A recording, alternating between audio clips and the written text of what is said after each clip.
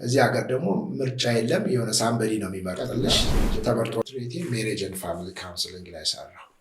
እዛ ደግሞ 2 ዓመት ቆየሁና የሆነ አዳጭር ስልጠናዎችን ስወስድ ቆየሁና ራሴን የበለጠ ክብድ ለማድረግ ሁለተኛውን ፒኤችዲ በክሊኒካል ካውንስሊንግ ሰራሁና እንደሱኝ ነው ሳላስበው ነው ፓሽኔን ስከተል ነው እንጂ አንድ ቀን ፕሮፌሽናል ሆናለሁ፣ አንድ ቀን እንደዚህ ላይሰንስ ኑሮኝ አንድ ቀን እንደዚህ ሆናለሁ ብዬ አስቤ አይደለም። ግን ፓሽኔ ስከተለው ነው ፕሮፌሽናል ሆኜ ያገኘሁት። ለዚህ ነው አሁንም ወጣቶች ላይ አተኩር የምሰራው። ሴቶች ላይ 5 ፒኤም ብዬ ማወራው፣ 5 ፒ እና 1 ኤም ብዬ ማወራው። አንደኛው ፒ ፓሽን ነው። ፓሽናቸውን ሰዎች ፈልገው አግኝተው ፓሽን ወደ ፕሮፌሽን እንዲቀይሩ፣ ይህ ደግሞ ውስጣቸውን እንዲያዩ እንዲፈትሹ፣ ውስጣቸውን ካዩ በኋላ ደግሞ ውጭ ያለውን ገበያ ደግሞ ማየት፣ ከገበያ እንዳይጀምሩ ከውጭ እንዳይጀምሩ። ከውጭ ከጀመሩ ግራ ይጋባሉ።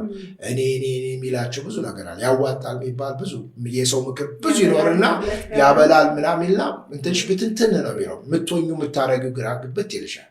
እና በውጭ ዓለም እንደምታየው 3ኛ ዓመት ምናምን ተማሪው ነው አንዲሳይድድ ይላሉ። ምክንያቱም ገበያው ላይ ስታስቢ ማለት ነው። እዚህ ሀገር ደግሞ ምርጫ የለም። የሆነ ሳምበዲ ነው የሚመርጥልሽ። ተመርጦልሽ ትገቢያለሽ። ያለ ምርጫሽ ገብተሽ ትማሪያለሽ። ተመረቀሽ ስትወጪ ደግሞ ስራ የለም። ስራ ደግሞ ፈልገሽ ደግሞ ስታገኝ ደግሞ የምትሰሪው ደግሞ ባልተመረቅሽበት ነገር ነው። የሚጠፋው ሪሶርስ አስቢ። ለዚህ ነው ከዚህ የተነሳ ስኩል ቤዝድ ሜንቶርሺፕ ብዬ ስልጠና እየሰጠው እስካሁን 12 ከተማ ላይ ከ7ኛ ክፍል እስከ 12ኛ ክፍል ላሉ ትምህርት ቤቶች አንዳንድ ዳይሬክተር፣ ስኩል ጋይዳንስ ሱፐርቫይዘርስ፣ የወላጆች ተወካይ፣ የትምህርት ጥራት መሻሻል የሚሰሩትን እየጠራው በየከተማው እስካሁን 12 ከተማ ስልጠና ሰጥቻለሁ።